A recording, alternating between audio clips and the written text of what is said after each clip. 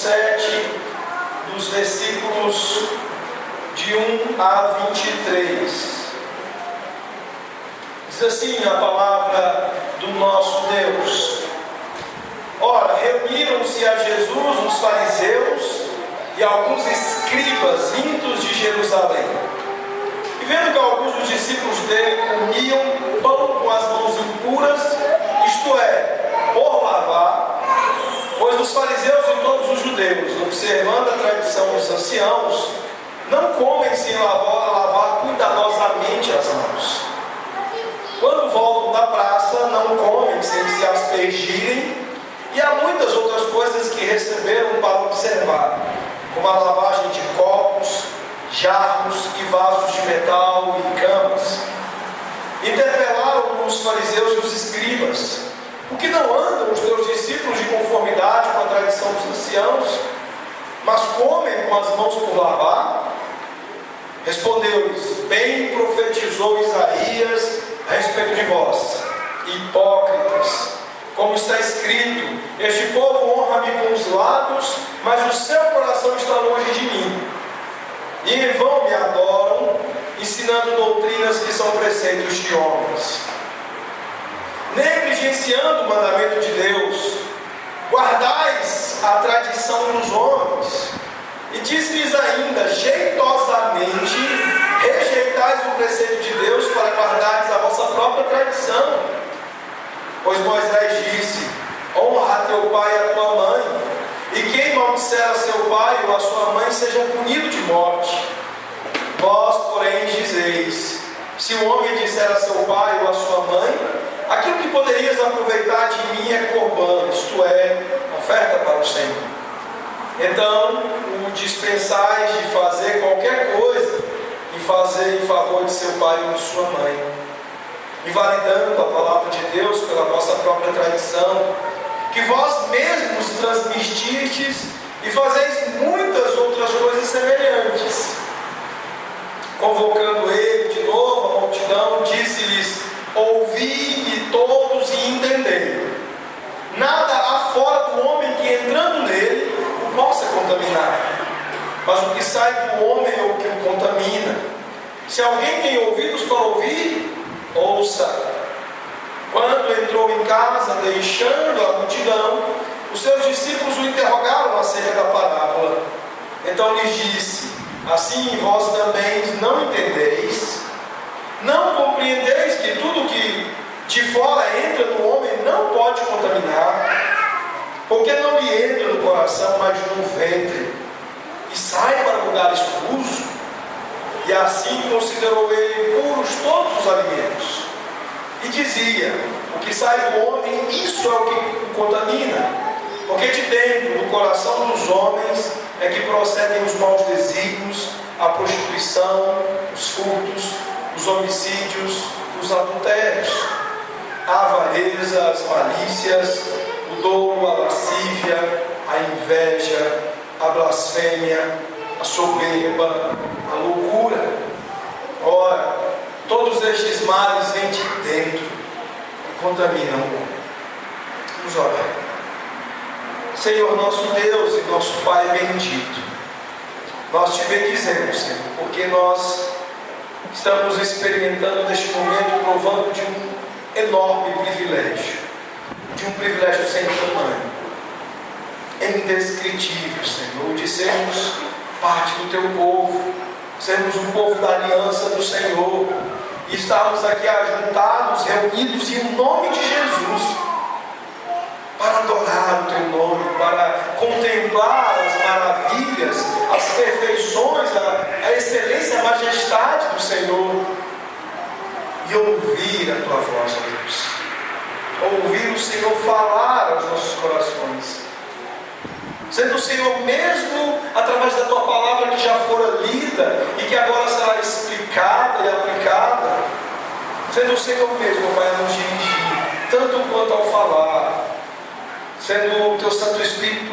que nos conduz na apresentação da tua palavra, mas também o Senhor nos iluminando quanto ao ouvir, de maneira que os teus filhos, as tuas filhas, nesta noite, ouvirão a palavra do Senhor para benefício de suas almas. para crescer e entender e conhecer a vontade do Senhor. A vida que alegra o coração do nosso Deus. Entender, meu Pai, as verdades do Senhor que tanto nos mudam, aplicada a nós, ó Deus, pela obra do nosso Senhor Jesus, como parte dela que nos faz novos, que nos torna nova criação, nos refazendo à semelhança e imagem dele. Ó Deus, que assim seja, que neste momento, quando tua palavra está explicada e aplicada, que os teus filhos e filhas se tornem mais parecidos com Jesus, que seus corações se rejubilem dando glória ao seu santo nome, e saindo daqui para viver a vida com uma disposição muito maior para o nosso glorioso Redentor. É o que nós pedimos no nome de Jesus. Amém, Senhor. Meus irmãos, nós estamos agora em mais uma transição do texto. Nós saímos do capítulo 6 e agora vamos para o capítulo 7.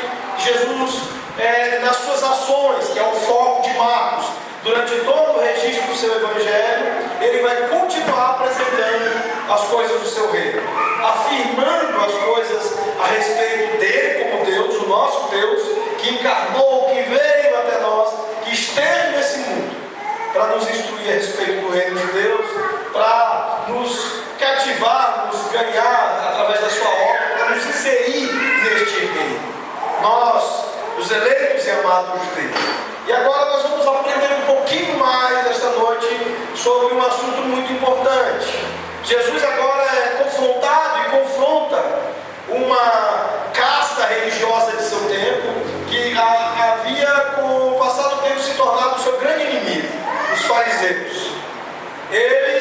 Esses religiosos agora se defrontam com Jesus e com a ajuda de alguns escribas para trazer à tona mais um erro próprio daqueles que se envolvem com a religião sem evangelho e aprendendo de Jesus as verdades a respeito deste assunto. Nós veremos que é preciso evitar uma adoração vã, uma adoração completamente inútil, que é vazia, sem sentido, ou de autosserviço apresentada a Deus sob muitos pretextos. Uma adoração que já era falsa e um grande problema a ser evitado na época de Jesus, mas que nos nossos dias se prolifera como uma grande praga. Nós podemos afirmar com segurança que a maioria daquilo que se chama de adoração nos nossos dias tem o mesmo emprego fútil, vão, inútil, desta aqui confrontada, desta ideia aqui confrontada pelo Senhor Jesus. Há nuances diferentes, há expressões, aparências diferentes, mas no fim das contas são todas expressões da mesma coisa. Autoglorificação, autosserviço, confiança em si mesmos, confiança no desempenho, na performance, e corações distantes de Jesus. Aqui, Jesus está confrontando ele. E ele mesmo já havia afirmado, quando na sua conversa com a mulher samaritana lá em João 4, ele especificamente nos versos 23 e 24 afirmou àquela mulher que mais nem a hora já chegou, em que os verdadeiros adoradores adorarão ao Pai em espírito e em verdade, porque são estes que o Pai procura para seus adoradores, e não um falso adorador, que é vão, que é inútil, cuja adoração não tem qualquer valor diante de Deus, mas, pelo contrário, negativamente recebe do Senhor toda a rejeição. E Jesus continua dizendo que Deus é Espírito e importa que os seus adoradores o adorem em espírito e em verdade, porque nem todo mundo faz isso, e os que não fazem são falsos adoradores. Olhando especificamente para o nosso texto, neste tema da adoração e o seu contexto, nós vamos perceber que os judeus haviam trabalhado um sistema que drenou qualquer consciência da presença de Deus e secou os corações daquelas pessoas, de quem foi ensinado por eles, de quem se permitiu se enredar pela sua maneira e pelos seus modos de entender como Deus deveria ser adorado. Aqui nós vamos encontrar o judaísmo e suas tradições. Nós vamos encontrar uma forte ênfase na interpretação que é dada à lei por um grupo religioso. Um grupo religioso que se desenvolveu, ele e outros partidos judaicos, principalmente no período chamado interbíblico ou intertestamentário. Um período de 4 séculos, de aproximadamente 4 séculos, que existiu entre Malaquias e as primeiras palavras declaradas no livro do Evangelho de Mateus. Nesses 4 séculos, chamado período dos Macabeus, desenvolve-se farisaísmo e outros partidos judaicos. Empenhados no suposto zelo, empenhados numa suposta forma privilegiada de entender as Escrituras, interpretar a lei, os profetas e sair escrevendo as suas próprias regrinhas. Nesse contexto se produziu uma maneira distante das Escrituras do que seja adorar a Deus. E estas interpretações orais foram transmitidas de geração a geração. E se transformou num grande mal para todas essas pessoas. Erros de entendimento da Escritura passados de geração a geração, de maneira que cerimônias externas e que rituais passassem a ser a coisa mais importante na adoração a Deus. Rotinas fixadas por eles nos seus modos de entenderem e de interpretarem a lei dos profetas. O resultado disso, eles se afastaram das Escrituras. Ficaram muito longe do que era, de fato, ser um adorador em espírito e em verdade. Em verdade, na expressão de Jesus, segundo os modos revelados pelo próprio Deus. Segundo os modos que tão solidamente já haviam sido ensinados no Antigo Testamento, que deveriam ser segundo o próprio Deus. A instrução e ordem do próprio Deus. Já havia sido assim na rejeição da adoração do culto de Caim, pelo qual ele se toma de aborrecimento e ira e mata o seu irmão, que havia apresentado uma adoração conforme havia Deus estabelecido, com o coração posto num relacionamento de verdade, verdadeiro com Deus, e portanto de obediência e fazendo do jeito que Deus havia ordenado.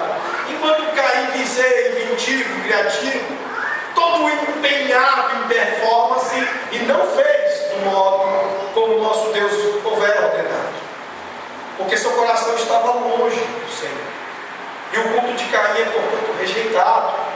Lá em Levítico 10 nós vemos os filhos de Arão sendo mortos pelo próprio Deus, porque trazem ao altar do Senhor fogo estranho, um modo não ordenado por Deus de o adorar. Fizeram de uma maneira diferente da que Deus havia ordenado. O resultado disso foi maldição, morte, pela desobediência ao Senhor. Nos profetas nós vamos encontrar uma riqueza enorme de condenação, de afirmações contrárias dos profetas a estes modos próprios de adoração com que muitos se lançam, com que muitos querem se aproximar de Deus, inventando, criando e estabelecendo rituais e cerimônias externas que lhes são próprias, colocando a confiança da sua adoração não em corações ligados em comunhão verdadeira com o Deus vivo e em obediência, adorando como Ele ordenar ser adorado. Mas justamente por estarem com os corações distantes, afastam-se das Escrituras e fazem de suas próprias maneiras. Mas nós devemos olhar com humildade para tudo quanto as Escrituras nos falam desse assunto. Entender, meus irmãos, que é muito fácil ser embrulhado por programas. É muito fácil sucumbir a esta rotina de criar ritos e cerimônias que se tornam a confiança da nossa adoração, do nosso culto ao Senhor. Nos nossos dias, será muito fácil ficar ocupado com o que os homens ensinam ou dizem, retirando-se da autoridade das Escrituras a respeito de um assunto tão importante e tantos outros assuntos das nossas vidas. Há uma máxima que é muito utilizada, principalmente relacionada à propaganda nazista. Homens como Goebbels e outros nazistas se empenharam muito em afirmar o valor da propaganda, e criou-se um conceito de que uma mentira repetida 1000 vezes se torna verdade. E é isso que muitas vezes está na base dos ensinamentos e das construções que os homens fazem para depois ensinarem a outros homens.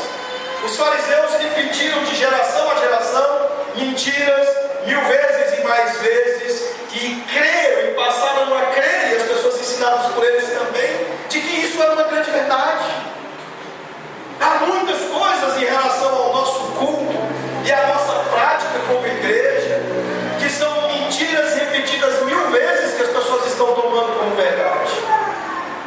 Há coisas no culto da igreja moderna, mesmo em igrejas presbiterianas, que são hábitos errados, que são práticas erradas, distantes da orientação da palavra do Senhor, que por terem sido repetidas 1000 vezes, se tornaram na verdade de muitas pessoas. Muitos não procuram, por exemplo, conhecer uma liturgia que tenha mais de 20, 30 anos, olhar para 2000 anos de cristianismo, entender que a prática de 2 décadas, por mais que tenha sido repetida, não pode ser aceita como a grande verdade a respeito do culto. Há algumas situações do nosso contexto atual que nos criam claramente uma ligação muito direta com o momento que Jesus está passando aqui e os questionamentos que são feitos aqui. Uma igreja, por exemplo, que não faz avisos no meio do culto, parece que está suprimindo o elemento do culto, sendo que nenhum lugar da Escritura e nenhum lugar da transmissão da confissão da igreja a respeito da verdadeira compreensão das Escrituras diz que avisos é elemento do culto. Em nenhum lugar da Escritura nós ouvimos falar de um canto sacerdotal, mas ouvimos falar desde o Novo Testamento da satisfação que a obra de Cristo trouxe ao ministério levítico, ao sacerdócio levítico, que apontava para ele. Aprendemos do sacerdócio universal, do fato de que Cristo é o sumo sacerdote. Nós não precisamos de mediadores do nosso cântico, mas toda a congregação constitui-se numa grande equipe de louvor, numa grande equipe de adoração. Toda a congregação, e não apenas uma parte pinçada dela. Mentiras que vão se repetindo, assim como os fariseus fizeram, e são ensinadas e são transmitidas, e nós passamos a crer que são verdades. Jesus está chamando a atenção para o fato de que o que o judaísmo fez com suas tradições foi afirmar, no fim das contas, nenhum contato pessoal com Deus. As pessoas começaram a confiar no ensinamento e nas tradições orais farisaicas, que propriamente estavam firmados de verdade, no contato pessoal com Deus, que lhes trouxesse a segurança de que seu culto era de fato verdadeiro, segundo Deus. Eles mantiveram e observaram essas tradições como sendo a grande confiança deles em si mesmo. Eles não confiavam no Deus a que adoravam, eles confiavam nestas tradições, na observância delas. O externo e a prática destas cerimônias externas é onde as pessoas estavam colocando a sua segurança e a sua confiança. Eles estavam muito mais preocupados com o que diz o homem do que com o que diz a palavra de Deus. A Bíblia, como única regra de fé e prática, a palavra inerrante, a autoritativa do Senhor, não era a grande preocupação deles, mas o que os homens estavam dizendo e ensinando. Isso fez com que os seus corações secassem. A aridez tomou conta do coração dessa geração, fruto desse ensino diabólico terrível dos fariseus. Jesus os confronta aqui, e numa transição agora entre capítulos aqui, nós somos lançados a alguns questionamentos que podem nos conduzir também a interpretações erradas. Jesus está questionando muita coisa aqui, mas é preciso tomar cuidado de não entender que tradição em si seja uma coisa ruim. Para começar a separar água e óleo, homens e meninos numa num assunto como esse, é preciso entender do que se trata a tradição. Tradição é algo que você mantém. E Jesus está deixando claro para eles aqui que a verdade é algo que mantém você. Então, como é que nós conseguimos separar a má tradição da boa tradição? A tradição em si não é ruim, mas ela deve ser serva da verdade. Nós todos temos e cultivamos muitas tradições, né? Eu me lembro que algumas famílias com quem eu já convivi, em outras igrejas e aqui, tem algumas tradições.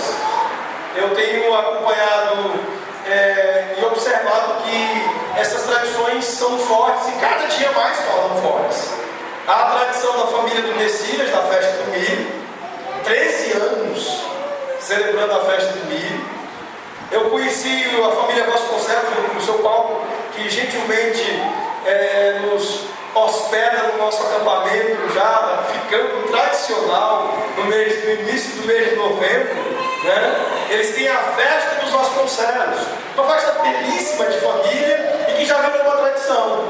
Como eu disse, o nosso próprio acampamento já está virando uma tradição do primeiro final de semana de novembro. Não é ruim. Nós podemos nos lançar sobre tradições que podem ser provadas, gozadas com muita alegria.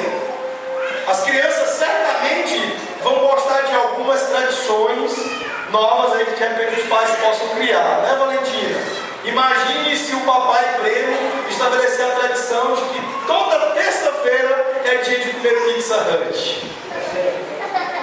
Valentina vai gostar disso.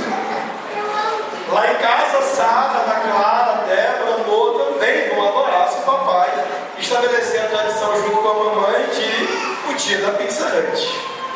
Né? Podem ser outras tradições, a tradição de todo mês de junho, por exemplo, celebra-se o Dia dos Namorados, é uma coisa boa. Né? Se você não estiver envolvido com namoro pecaminoso, carnal, mas for um jovem que estiver cortejando biblicamente uma moça, né? Celebre a tradição do Dia dos Namorados no mês de junho, não há problema nisso. O que Jesus está deixando claro aqui e começando a nos ensinar é que a tradição não pode suplantar a verdade. A tradição precisa ser serva da verdade. Se ela não for serva da verdade, ela é ruim e ela vai arruinar a relação que você tem com Deus e o culto que você tem com o Senhor. E no nosso contexto, há um claro contraste aqui de momentos. Marcos 6, que estava calcado no início dele, na popularidade de Jesus, e começa o capítulo 7 agora com um contraste totalmente estabelecido. Agora, o que nós vemos é a hostilidade por Jesus. E nesse contexto de hostilidade contra Jesus, Jesus revela pessoas que têm mãos limpas e corações sujos. Aqueles que fizeram da verdade o seu valor maior. Aqueles que fizeram a tradição o seu valor maior. Aqueles que fizeram que a tradição roubasse a verdade, suplantasse a verdade, se transformaram em pessoas externamente, aparentemente limpas, mas de corações sujos. Pessoas que nós podemos chamar de adoradores vãos. E há 3 verdades que eu gostaria de considerar com os irmãos e aplicar com vocês a respeito desses adoradores vãos e a respeito desse contexto revelado, demonstrado por Jesus aqui. O que nós vamos ver, meus irmãos, em primeiro lugar, é que ao Jesus revelar-nos pessoas de mãos limpas e corações sujos, Ele está nos mostrando que o homem facilmente o rejeita para se tornar escravo das opiniões dos homens. Vejam comigo nos versículos 1, 2 e 5. O texto diz: ora, reuniram-se a Jesus os fariseus e alguns escribas, vindos de Jerusalém. E vendo que alguns dos discípulos dele comiam com as mãos impuras, isto é, por lavar, interpelaram os fariseus e os escribas: por que não andam os teus discípulos de conformidade com a tradição dos anciãos, mas comem com as mãos por lavar?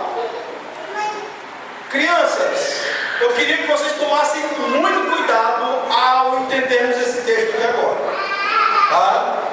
O problema não é lavar a mão para comer. Eu sei que os pais de vocês, a papai e a mamãe, mandam muitos de vocês irem até o banheiro lavarem as mãos antes de fazer as refeições. Aí vocês podem estar pensando, o pastor está lendo um texto aí que vai fazer com que eu coma sem precisar lavar a mão. Não é isso que Jesus está nos ensinando aqui. O que Jesus está nos mostrando ao ser interpelado por essas pessoas é que elas transformaram essa atitude de higiene em relação ao momento da comida em algo muito ruim. Eles colocaram um peso indevido a este ato tão importante de higiene. Eles se tornaram escravos de opiniões e passaram a rejeitar o Senhor. Olha só, vocês estão vendo aqui este grupo se aproximando de Jesus, interpelando e questionando o momento de refeição de Jesus, porque os discípulos não haviam seguido regrinhas estabelecidas por eles, não apenas para a higiene, mas para a afirmação da própria piedade e da espiritualidade. Vamos olhar um pouquinho para trás. Quem é Jesus nos textos anteriores? O Deus encarnado. Nós vimos desde a primeira tempestade Jesus provando-se, mostrando-se ser o soberano sobre todas as coisas. Maravilhosamente Jesus se mostrou aquele que vira para o vento e diz: aquieta-te, cala-te, e o vento cala a boca. Jesus mostrou ser Deus, mostrou ser o Salvador perfeito, com qualidades perfeitas, como nós vimos no domingo passado. Jesus maravilhou pessoas. Jesus esteve andando por aquela região de Decápolis, fazendo coisas maravilhosas. Imagine na nossa cidade Jesus chegando, e aí na epidemia de Zika que nós estamos experimentando, Jesus curando estas muitas milhares de pessoas doentes, curando estas inúmeras crianças com microcefalia, fazendo de tudo o que nossa mente não consegue imaginar em termos da atuação do seu poder. Maravilhas atrás de maravilhas. E aí chega lá em Pernambuco, faz as mesmas coisas, cura aquelas crianças com microcefalia, cura as pessoas com zika, com dengue, com chikungunya. E então chega um pernambucano para Jesus e diz: mas Senhor, os teus discípulos estão aí comendo sanduíche do McDonald's sem lavar a mão. Olha a impertinência desses religiosos. Eles ignoraram quem Jesus era, eles rejeitaram o nosso Senhor, não obstante tudo que já havia sido demonstrado, que estava sendo revelado a respeito dele. Simplesmente porque a opinião destas tradições orais transmitidas de geração em geração tomou a mente deles e secou suas corações. Eles se prenderam a estas opiniões e rejeitaram o nosso Senhor. Mas não duvide,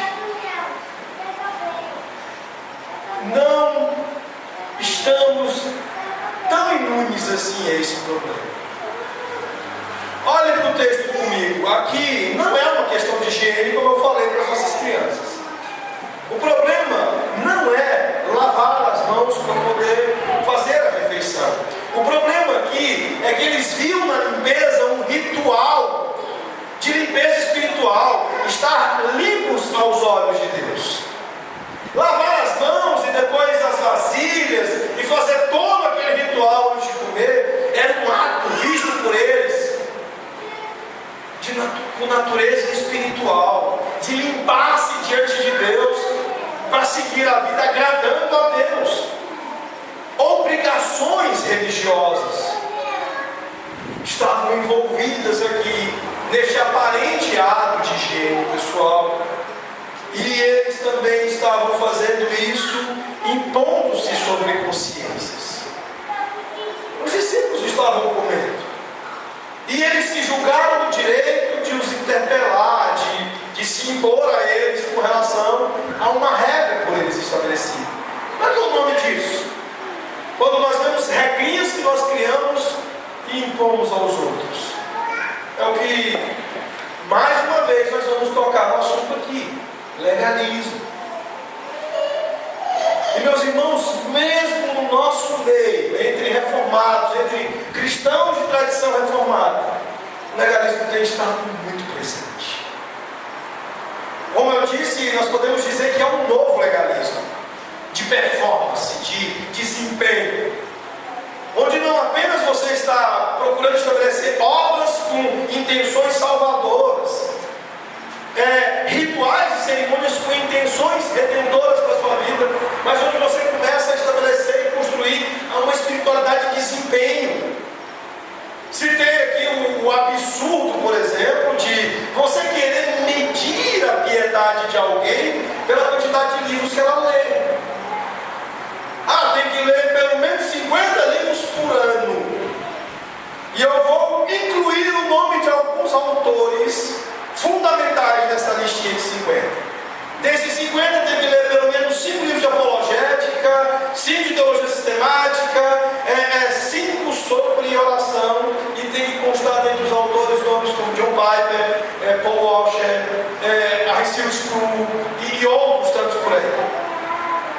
Não basta ler livro de autor desconhecido. A mesmíssima coisa. Você começa a criar regrinhas não escritas na palavra de Deus, que estão claramente associadas com uma ideia de obrigação religiosa, e você impõe os outros. O que está por trás disso é a primeira coisa que Jesus ensina aqui: que nós facilmente nos abrigamos na opinião dos homens e rejeitamos o Senhor Jesus. Jesus nos ensina tantas e preciosas coisas dos evangelhos que deveriam ser bancadas sobre as nossas iniciativas de autoglorificação, as nossas iniciativas de autojustiça tão dinâmicas, porque não apenas nos escravizam, não apenas nos aprisionam, mas também nos faz virar um estorvo sobre o outro, um fardo sobre as outras pessoas, à medida que nós nos impomos às consciências delas. Mas felizmente a palavra de Deus, ela tem sido mantida na nossa boa tradição, que é uma tradição que existe para preservar a verdade, para ser serva da verdade e não para anular. Vejam, por exemplo, que nós confessamos na nossa confissão de fé de Westminster, no capítulo 20, seção 2. Olha o que diz a nossa confissão, expondo a Escritura: só Deus é Senhor da consciência, e a deixou livre das doutrinas e mandamentos humanos que sejam em qualquer coisa contrários à palavra, à sua palavra. E da mesma forma, as questões de fé ou culto, que devem ser rigorosamente fiéis à palavra. Assim, crer em tais doutrinas ou obedecer a tais comandos irracionalmente é trair a verdadeira liberdade de consciência. E requerer para elas fé implícita e obediência cega e absoluta é destruir a liberdade de consciência e a própria razão. Bobagem.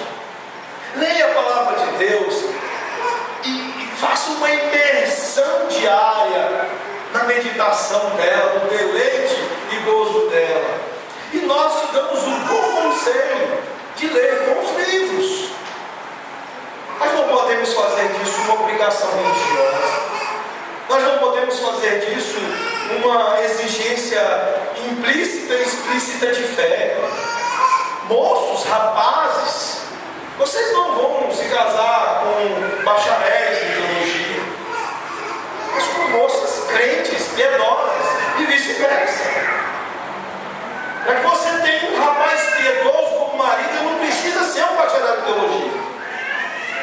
Pastor Carlos, em uma das pregações, fez uma citação do livro Como as Pessoas Mudam, de Paul Tripp, que mostra-nos, que conta-nos a história de um cara que era extremamente aplicado à teologia, mas que no centro da sua casa tinha um buraco tragando e engolindo a sua vida e a sua família.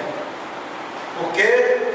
Porque certamente estava imerso compreensão de que a boa tradição tem que se tornar em coisa ruim na medida que suplanta a verdade, suplanta as coisas das quais a tradição deve ser serva. É bom ler livros, é bom ler livros, mas isso não pode suplantar a verdade de que o nosso único Redentor e o nosso único doador do caráter e da piedade é Jesus.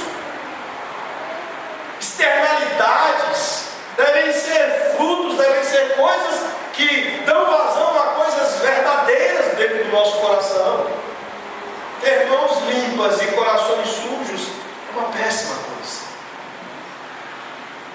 João Calvino, falando sobre esta questão da consciência, ele diz: além disso, o conhecimento desta liberdade nos é sumamente necessário, o qual, se estiver ausente, nossa consciência não desfrutará de nenhum descanso e não haverá fim para superstições. Muitos hoje nos têm por nécios, visto que defendemos ser lícito comer carne, e porque afirmamos que é livre observar certos dias, e o uso de vestes e outras coisas afins. Mas isto encerra maior importância do que vulgarmente se crê. A nossa liberdade, como disse o próprio apóstolo Paulo na carta aos Gálatas, foi para serem livres que Cristo vos libertou. É uma evidência fundamental do que de fato aconteceu nos nossos corações. Se nos permitimos aprisionar novamente por ritos, por cerimônias, colocando nelas a nossa confiança, exigir isso dos outros, nós estamos dando um chute de bicuda na nossa liberdade. Não façam isso. Não sucumba à opinião dos homens. Isso facilmente vai acontecer com você. O conselho geral das Escrituras é precisamente nesse sentido. Veja o que diz Atos 4:19.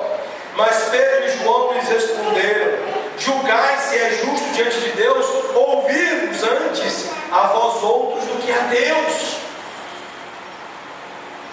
E Gálatas capítulo 2, versos 3 e 4: contudo, nem mesmo Tito, que estava comigo, sendo grego, foi constrangido a circuncidar. E isso por causa dos falsos irmãos que se entremeteram com o fim de espreitar a nossa liberdade que temos em Cristo Jesus e reduzirmos à escravidão. Muitas vezes temos provado, experimentado as mesmas coisas. Haverão muitas tentativas, não só de indivíduos sobre indivíduos, mas de igrejas sobre igrejas. Às vezes o concílio, mal interpretando o seu papel de querer impor a determinadas igrejas locais, não que a palavra de Deus exige e requer, não que os nossos símbolos de fé expondo a palavra de Deus nos ensinam, mas tradições humanas. Imagine, vou ser aqui um pouco hipotético para não enfrentar questões mais severas, mas imagine se alguns concílios ou algumas igrejas insistirem que a igreja presbiteriana tem que ser laranja agora, e aí sair por aí não brincando que todas pintem as suas instalações de laranja. Isso é tipicamente o que o farisaísmo estava aqui praticando, cobrando, ensinando, e Jesus confronta. Assim como nos parece, em muitos casos para algumas pessoas, que há uma obrigatoriedade religiosa de que todas as instalações presbiterianas sejam verde, naquele verde mesmo, o verde da sarça. É a mesmíssima coisa que Jesus está a confrontar aqui. Mas Jesus continua. Há uma segunda verdade de que ele nos expõe aqui. Jesus, ele, ao confrontar pessoas de mãos limpas e corações sujos, ele nos mostra a natureza da verdadeira adoração. Verso 6: respondeu-lhes: bem profetizou Isaías a respeito de vós, hipócritas, como está escrito: este povo honra-me com os lábios, mas no seu coração está longe. Inevitavelmente, quando nós nos afastamos das Escrituras e nos envolvemos com opiniões e mais opiniões, a tendência natural de que uma das primeiras coisas que seja afetada é o nosso culto. Ele é muito importante para o nosso Deus, para o pacto, a aliança firmada com Ele, com o seu povo, e com certeza é muito importante para o seu povo.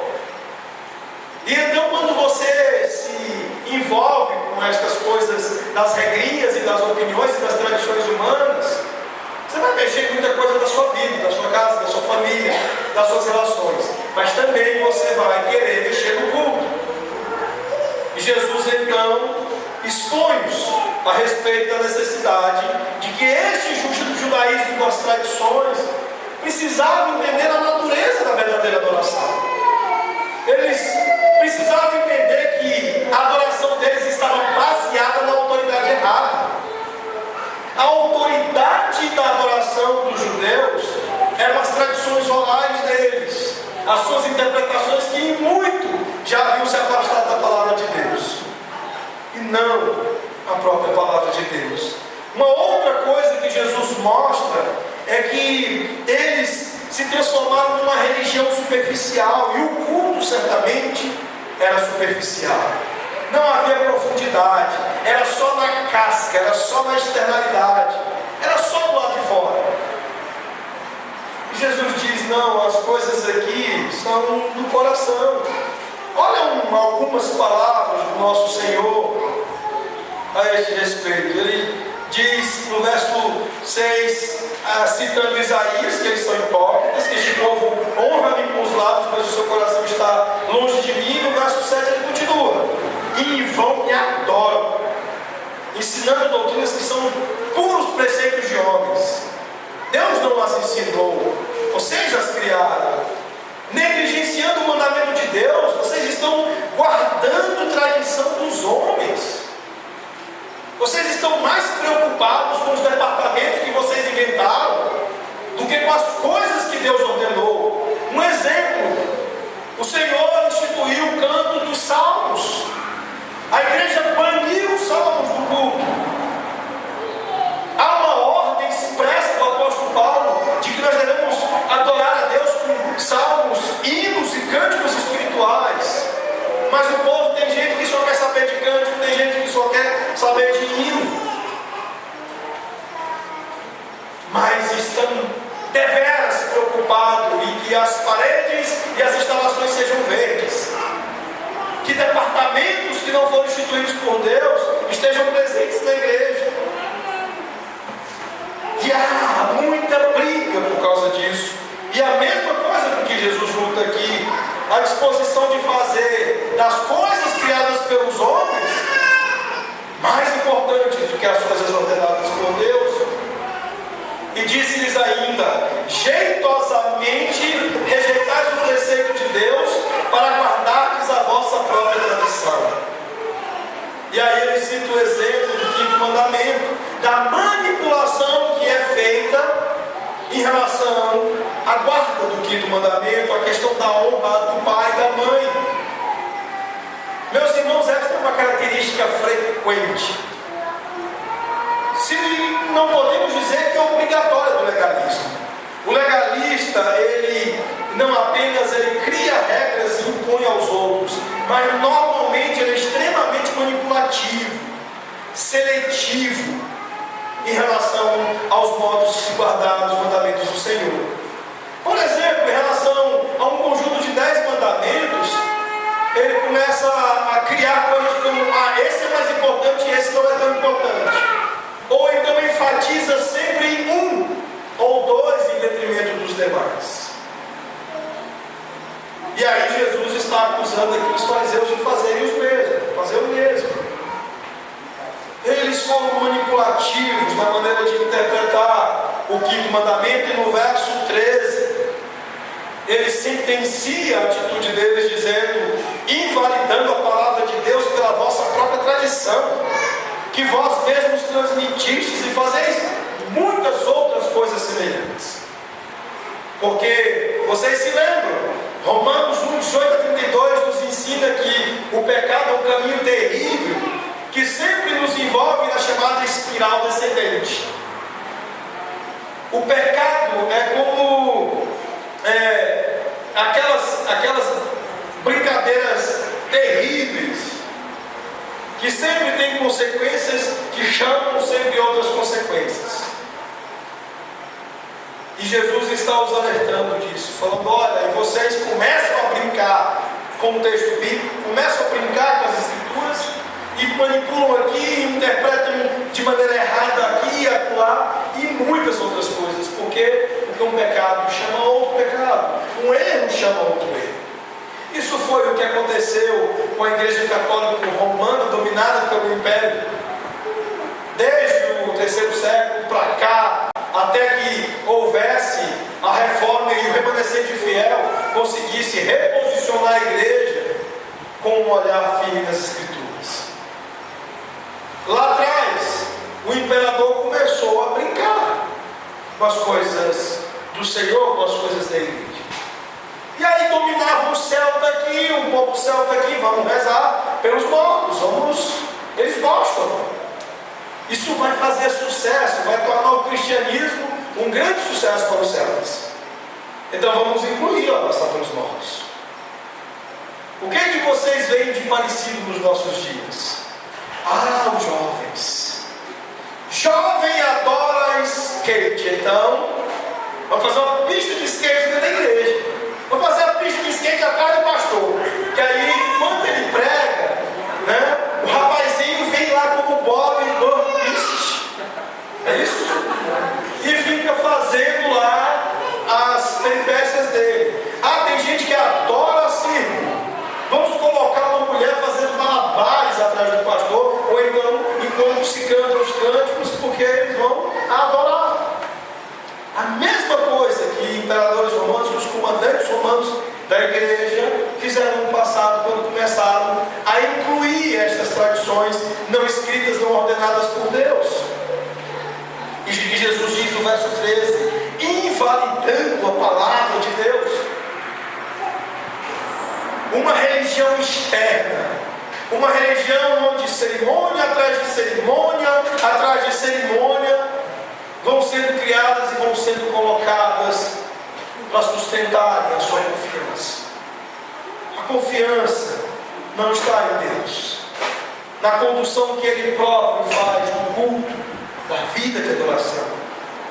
A confiança não está no que Deus faz, no que Jesus faz. A confiança é colocada naquilo que eu faço, naquilo que os meus companheiros fazem, nos ritos e nas cerimônias que nós empreendemos. E isso só mostrava que o seu coração estava longe de Deus. Vocês sabem bem que quando a palavra de Deus chama Davi de um homem segundo o coração de Deus, não é porque Davi é um homem perfeito, porque as mesmas escrituras nos expõem os seus pecados e as suas agudas imperfeições. Um homem adúltero, um homem assassino, um péssimo pai. Davi não tinha coisa bonita na sua vida que justificasse nele mesmo ser ele um homem segundo o coração de Deus, em performance, desempenho, coisas desse tipo. O que fez de Davi um homem segundo o coração de Deus foi o fato dele entender o quanto o que Deus fazia era importante, porque ele sabia bem o que ele fazia. Davi, em resumo, é um homem segundo o coração de Deus, porque para ele se tornou importante o que Deus fez e faz.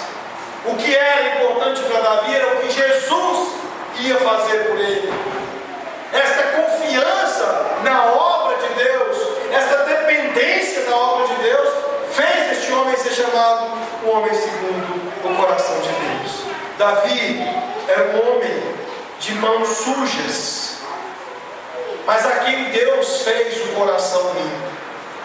Ele está na inversão dos canais aqui, destes a quem Jesus está confrontando, que são homens de mãos limpas e coração sujo. A nossa confissão, no capítulo 21, seção 1, diz o seguinte sobre estas coisas que Jesus está ensinando, sobre a natureza da verdadeira adoração. Diz a confissão: a luz da natureza nos ensina que há um Deus que exerce senhorio e soberania sobre tudo, que é bom e faz o bem a todos, e que por isso deve ser temido, amado, louvado, invocado, crido de todo o coração e servido com toda a alma e com todas as forças. Mas o modo aceitável de adorar o verdadeiro Deus foi instituído por Ele mesmo. É isso que Jesus está dizendo, que Pai procura adoradores que o adoram em espírito e em verdade, segundo o espírito da intercessão dele, de dentro para fora, em verdade, conformidade com as suas santas ordenanças nas Escrituras. E continua a confissão. E de tal modo determinado por sua vontade revelada, que não se deve adorar a Deus conforme as imaginações e invenções dos homens ou as sugestões de Satanás, sob alguma representação visível ou de outro modo que não seja o prescrito na Santa Escritura. John Bale, um puritano pouco conhecido entre nós, ele disse: Cristo nunca permitiu essas cerimônias, falando do romanismo. Ele nunca foi em procissão de capa, cruz e candelabro. Ele nunca rezou missas, matinas ou vésperas. Ele nunca consagrou templo nem cálice, cinzas ou palmas, velas nem sinos. Ele nunca fez água benta nem pão sagrado ou coisas semelhantes. Mas a tais cerimônias tolas, sendo estas sem a ordem expressa de Deus, ele chamou de fermento dos fariseus e abominável hipocrisia. Até mesmo em igrejas presbiterianas nós veremos, infelizmente, tristemente, coisas semelhantes. Cerimônias não prescritas por Deus, não aprovadas pelo nosso Senhor Jesus, portanto. Nós teremos consagrações de templos, alguns até com descerramento de placa, como se fosse inauguração de obra por parte de prefeito e governador. Tais coisas são romanismo, tais coisas não são verdadeira adoração, ofendem a obra do nosso Senhor Jesus, afastam-nos das Escrituras. E há uma terceira e última coisa que Jesus nos expõe quando ele confronta pessoas de mãos limpas e corações sujos. Está nos versos 15 a 23, eu vou fazer alguns destaques no texto.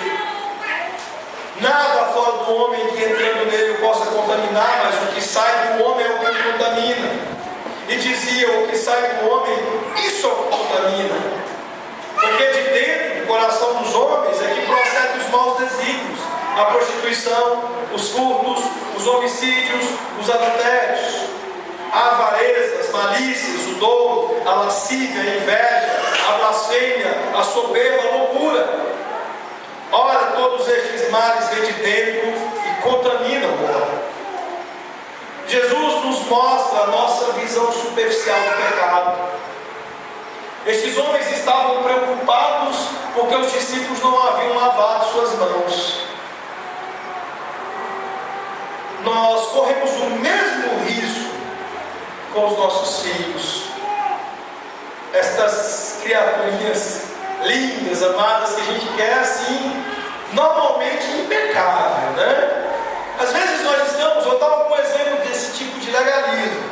Nós estamos mais preocupados do nosso filho ir bem na escola, tirar 9, tirar 10, do que ser temente ao Senhor. Nós estamos mais preocupados que os nossos filhos sejam de uma higiene espetacular, do que serem crianças que amam falar com Deus, através da oração, que amem a palavra de Deus, que amem ler a palavra de Deus. Eu não estou dizendo que higiene e boa nota não são coisas boas. Jesus também não quis dizer aos fariseus que lavar as mãos não era coisa boa. O problema é que isso não pode virar uma obrigação religiosa. Há uma série de coisas que a palavra de Deus nos chama a atenção e é muito séria a questão do legalismo, porque o legalismo inverte coisas verdadeiras do Evangelho, fazendo com que as nossas regras ocupem as expressões verdadeiras do Evangelho. Nossos filhos precisam temer ao Senhor. Isso é mais importante do que eles lavarem as mãos antes de comer. Em nossos dias nós temos valorizado coisas externas e isso acontece porque nós temos uma visão superficial do pecado. Nós tratamos o pecado na superfície. Nós costumamos achar que o problema do nosso pecado não são coisas profundas que devem ser investigadas no nosso coração, mas achamos que é simplesmente um problema da superfície que pode ser resolvido com soluções externas, com medidas externas. Jesus está dizendo: olha, cuidado. Há um problema sério de integridade com relação a estes fariseus. Qualquer pessoa que olhasse para a condição externa deles iria encontrar um reflexo de integridade. Mas isso não era real. A realidade sobre estes homens, a realidade sobre estes religiosos do tempo de Jesus, é que suas mãos eram limpas e seus corações sujos. Eles tinham uma visão absolutamente superficial do pecado. Seus corações eram negros. E eles falhavam em perceber isso. Há uma percepção, um problema seríssimo. E será ainda mais sério quando nós tivermos uma visão superficial do nosso pecado. Uma coisa muito valiosa dos puritanos é a profundidade da visão que eles tinham a respeito do pecado. Tudo para eles era algo muito sério. Nós temos visto isso em alguns puritanos modernos. Paul Washer, que guardadas as diferenças teológicas que nós temos, tem afirmado coisas valiosas, como por exemplo, o fato de que o nosso coração se revela profundamente e seriamente quando nós amamos as coisas que Deus odeia, e quando nós não demonstramos tanto afeto assim às coisas que Deus ama. Isso diz sobre coisas lá no profundo dos nossos corações que precisam ser reveladas. E é isso que Jesus está mostrando. Vejam comigo, nesses versículos, a partir do 15, o que ele questiona aqui. Ele diz, por exemplo, no verso 15: não há fora do homem que entrando nele possa contaminar, mas o que sai do homem é o que contamina. A gente está tão preocupado se alguém bebe vinho ou não, e nós estamos preocupados com a nossa maledicência. Nós estamos, às vezes, profundamente preocupados com a vida e condição externa de alguns irmãos, mas não nos preocupamos com o fato de que nosso coração está se irando contra esse mesmo irmão, está pensando o pior dele, está julgando temerariamente esse irmão. E Jesus continua fazendo um alerta: se alguém tem ouvidos para ouvir, ouça o quanto é importante considerar o pecado com maior profundidade e não superficialmente. E no verso 17 ele diz: quando entrou em casa, deixou na multidão seus discípulos interrogar a respeito da parábola. Então ele lhes disse assim: vós também não entendeis? Não compreendeis que tudo que de fora entra no homem não pode contaminar, que vai para o ventre? Se o irmão tomou vinho, aquilo vai ser digerido e depois vai para um outro lugar. Isso que Jesus está dizendo. E você está aí todo preocupado porque o irmão toma vinho, enquanto o seu coração está fervendo em desejos maus, com relação a este irmão. E no verso 20 ele diz: o que sai do homem, isso é o que contamina, porque de dentro do coração dos homens é que procedem os maus desígnios, e é lá dentro que vão ferver prostituição, furtos, homicídios, adultérios, avareza, malícias, dolo, lascívia, inveja, blasfêmia, soberba, a loucura. Todos estes males vêm de dentro e contaminam o homem. Eu não resisti em trazer essa charge para os irmãos. A nossa religiosidade contemporânea, moderna, como eu disse, facilmente envolve as pessoas, fazendo com que vocês sejam engolidos, tragados por programas. As pessoas estão vendo espiritualidade em ritos, em ativismo, em coisas desse tipo.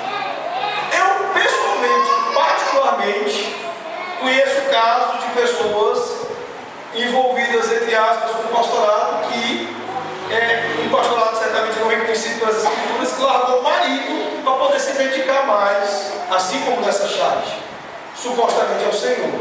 Olha o que diz a charge aí deste moço visitando o gabinete do pastor. Sabe, pastor, o ano passado estive muito relaxado com os trabalhos do Senhor, mas nesse ano tudo vai ser diferente. Já até me separei da minha esposa para dar mais atenção aos ministérios da igreja. Aqui há um exagero, mas há existem mulheres na igreja com ativismo de trabalhos femininos, deixando seus maridos, negligenciando seus papéis, negligenciando o cuidado da casa, daquelas coisas que hoje aprendemos na escola dominical, são as prioridades do desenho que Deus estabeleceu para mulheres. Homens que negligenciam a sua liderança, que se empenham na igreja e que governam mal suas próprias casas. Pessoas no segundo, terceiro, quarto casamento, mas que querem ser pastores da igreja, contrariando o requisito, a exigência feita pela palavra do Senhor, de que é preciso primeiro governar bem a própria casa, para depois servir como oficial de Cristo na casa do Senhor. Jay Packer, comentando esse contexto de uma visão pobre e superficial do pecado, ele chama de religião da banheira. Ele diz: sintomas dessa religião de banheira quente de hoje incluem a escalada vertiginosa da taxa de divórcios e segundo casamentos entre cristãos, a prática ampla de aberrações sexuais, um sobrenaturalismo superaquecido que busca sinais, maravilhas, visões, profecias e milagres. A água com açúcar suavizadora constante dos pregadores eletrônicos e do púlpito liberal, o sentimentalismo anti-intelectual e os autos de emoção cultivados deliberadamente, que são os equivalentes cristãos da maconha e da cocaína, e uma aceitação fácil, irrefletida do luxo da vida diária.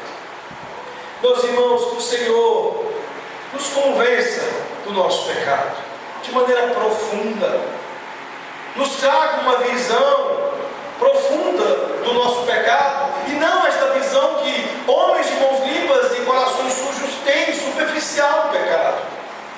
Entender que pecados arraigados precisam precisam experimentar arrependimento profundo, onde razão, emoções e vontade se arrependem de ofender a Deus, de pecar contra Ele. Sobre isso, Charles Spurgeon diz que você pode fazer o que quiser por meio de corrupção, mas você não pode fazer nada através de correção. Você pode se fazer sujo pelo pecado, mas você não pode se fazer limpo espiritualmente por si mesmo. Faça o que fizer. Existe uma facilidade em ir para baixo. Você pode pular para dentro de um precipício bastante rápido, mas quem poderia ficar ao fundo de um alto espinhadeiro e saltar para o topo de um só pulo? Ninguém. Quando nós alcançamos esta compreensão que Jesus confronta, saímos dela e alcançamos uma compreensão profunda do nosso pecado, nós dependemos do que Jesus faz e desistimos das nossas cerimônias e ritos. E é preciso terminar com esperança para a vida de vocês. Nós vimos até aqui que Jesus confrontou homens de mãos limpas e corações sujos. E ao fazer isso, Jesus mostrou o quanto é fácil rejeitá-lo para assimilar, assumir opiniões humanas. Nós também vimos que Jesus, ao fazer isso, ensina-nos sobre a verdadeira adoração. e expõe-nos o quanto nós podemos ter uma visão superficial do pecado, necessidade de ir mais profundamente.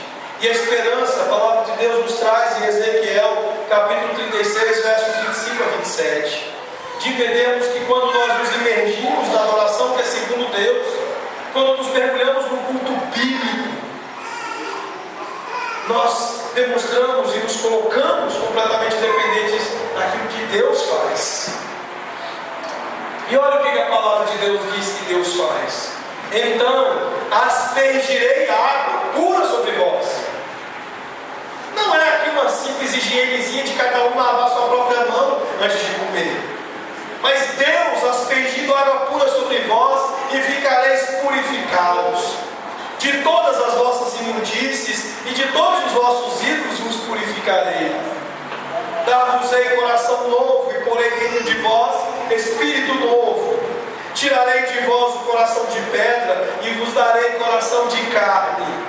Porei dentro de vós o meu espírito, e farei que andeis nos meus estatutos, guardeis os meus juízos, e os observeis.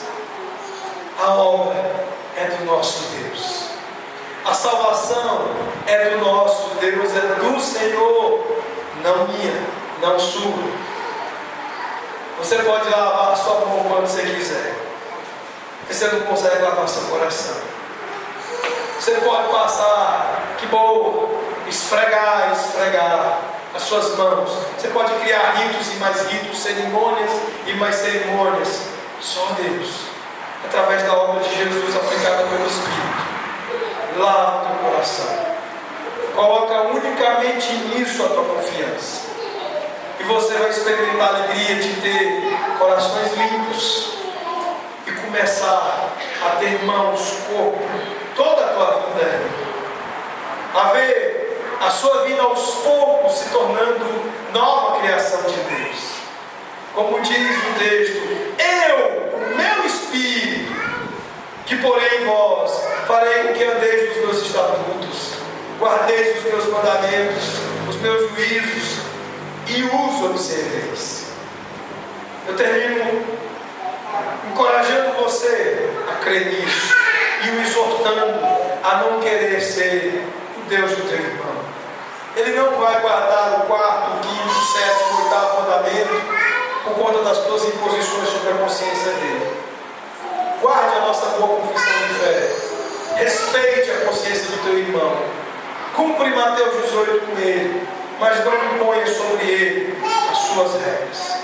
Vamos orar, vamos falar com o nosso Senhor.